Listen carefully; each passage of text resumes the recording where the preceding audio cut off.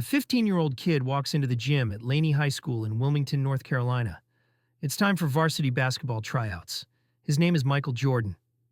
He's been playing basketball obsessively since he was a kid. He practices every single day.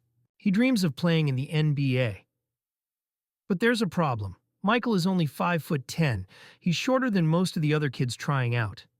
And the varsity coach, Clifton Herring, doesn't think he's good enough. After tryouts, the roster is posted on the gym wall. Michael rushes to see if his name is on the list. He scans down the names. Jordan, Michael Jordan. His name isn't there. He's been cut, rejected. Not good enough for the varsity team. Instead, he's been assigned to the junior varsity team. Michael is devastated. He goes home, walks into his room, closes the door, and cries.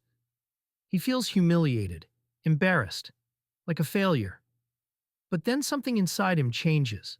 Michael Jordan decides that he's going to prove everyone wrong. He's going to work harder than anyone else. He's going to become so good that no one will ever be able to cut him again. Over the next few years, Michael will grow 6 inches.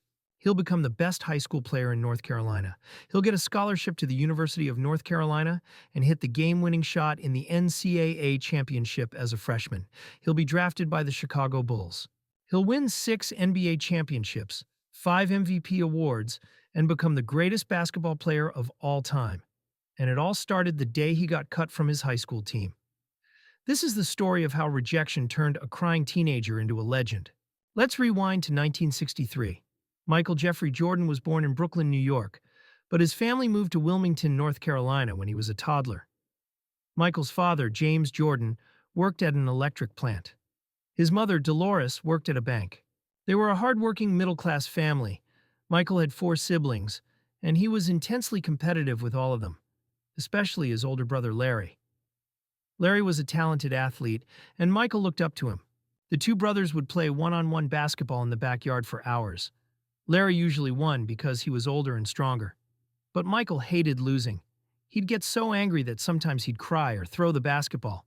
His mother would tell him, "Michael, it's just a game."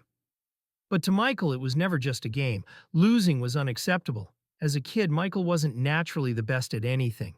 He wasn't the tallest. He wasn't the fastest. But he had something else, an obsessive need to win. By the time Michael got to high school, he was a decent basketball player, but he was short, 5'10". That's small for basketball. When varsity tryouts came around in his sophomore year, Michael gave it everything he had.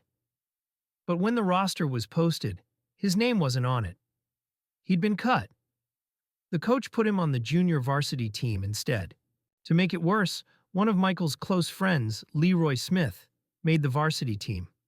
Leroy was taller, 6'7". The coach wanted height. Michael felt like he'd been humiliated in front of everyone. He went home and cried in his room. But the next day, Michael made a decision. He wasn't going to accept this. He was going to use this rejection as fuel. Michael started practicing obsessively. Every single day, before school and after school, he was in the gym. He worked on his shooting, his dribbling, his footwork. He played pickup games against older, bigger kids. He pushed himself harder than anyone else. And then something happened. Michael started growing. By his junior year, he'd grown to 6'3". By his senior year, he was 6'6". Suddenly, Michael wasn't the short kid anymore. And his game had improved dramatically. He became a star. By the time Michael was a senior, he was one of the best high school players in North Carolina. He was fast, athletic, and had a killer instinct. College scouts started paying attention. Michael received a basketball scholarship to the University of North Carolina, one of the top college basketball programs in the country. In 1982, as a freshman at UNC, Michael hit one of the most famous shots in college basketball history. It was the NCAA championship game. UNC was playing Georgetown. The game was tied with seconds left. Michael's coach, Dean Smith, called a play. The ball went to Michael. He took the shot. It went in. North Carolina won the national championship. Michael Jordan, the kid who got cut from his high school varsity team, just won a national title as a freshman. Michael played 3 years at UNC, becoming one of the best college players in the country. In 1984, he declared for the NBA draft. The Houston Rockets had the first pick. They chose Hakeem Olajuwon. The Portland Trail Blazers had the second pick. They chose Sam Bowie, a center. The Chicago Bulls had the third pick. They chose Michael Jordan. It's now considered one of the biggest draft mistakes in NBA history. Portland passed on Jordan for a player who was constantly injured and never became a star. Michael joined the Chicago Bulls in 1984. He was immediately one of the best players in the league. He won Rookie of the Year. But the Bulls weren't winning championships. Year after year, Michael and the Bulls would lose in the playoffs. Critics said Michael was too selfish, that he couldn't lead a team to a title, that he wasn't a winner. Michael used that criticism as fuel. He worked even harder. He improved his defense. He became a better leader. He made his teammates better. In 1991, the Chicago Bulls finally won their first NBA championship. Michael was named Finals MVP, but he didn't stop there.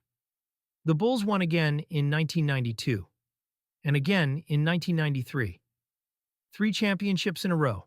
Michael Jordan was now the best player in the world. In 1993, Michael's father, James Jordan, was tragically murdered. Michael was devastated. He retired from basketball to play professional baseball, his father's favorite sport. But after 2 years, Michael realized he missed basketball.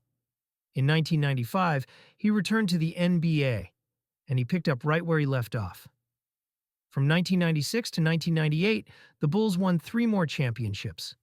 Michael won 3 more Finals MVPs, 6 championships in 8 years, 5 regular season MVP awards, 10 scoring titles, 14 All-Star selections. Michael Jordan became the greatest basketball player of all time. So what happened? When Michael got cut from his high school team, he could have quit. He could have given up on basketball. Instead, he used rejection as motivation. He practiced obsessively. He refused to accept failure. Michael wasn't the tallest or the most naturally talented, but he had an unmatched work ethic. He outworked everyone. He was the first in the gym and the last to leave. Michael's competitiveness was legendary. He turned everything into a competition. He wanted to destroy his opponents. That killer instinct made him unstoppable. Every time someone doubted Michael, he used it as fuel. When he got cut, he worked harder. When critics said he couldn't win, he won 6 titles. Doubt made him better. Michael Jordan got cut from his high school varsity team. He went home and cried. But he didn't quit. He used that rejection to become the most driven, most competitive, most dominant player the game has ever seen. He won 6 NBA championships. He changed basketball forever. He became a global icon, all because he refused to accept being told he wasn't good enough. Because sometimes getting cut is the best thing that can ever happen to you.